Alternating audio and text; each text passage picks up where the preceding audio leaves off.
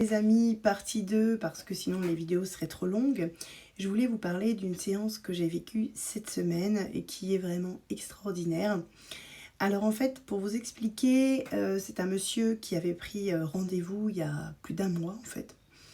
Et ce monsieur me dit, voilà, j'avais travaillé avec un de ses amis et qui était très très satisfait de mon travail qui revient régulièrement.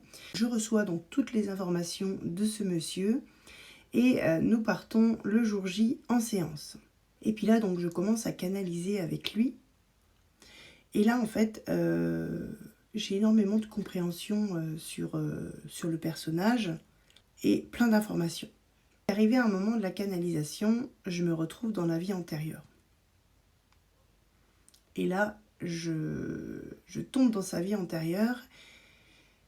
Et c'était pas prévu, évidemment. Et je vois un monsieur qui faisait partie... C'est marrant parce que ça m'a fait penser à l'époque de Braveheart un petit peu. Je me suis crue un peu à ces époques-là. Et je vois donc ce monsieur qui n'était pas là ce jour-là. Je vois une maison, je vois une famille. Je me retrouve sur un terrain. Un terrain où il y a une petite maison un petit peu en bois. Pas très riche évidemment, on est dans les années peut-être... je sais même pas à quelle époque de Braveheart. C'est pas 1400, 1300. Je n'en sais rien. Une année, mais c'était vraiment très très très ancien, il n'y avait rien qui existait. Et évidemment, à cette époque-là, les rois prenaient le dessus et quand les choses ne plaisaient pas, ils ne se gênaient pas à violer et tuer des gens.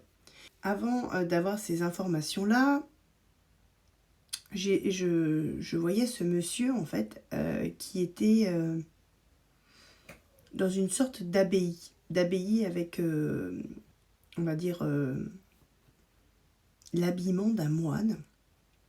Et là, je me suis dit, c'est bizarre parce que, à le détecter, il est moine, mais je sais que ce monsieur n'est pas vierge.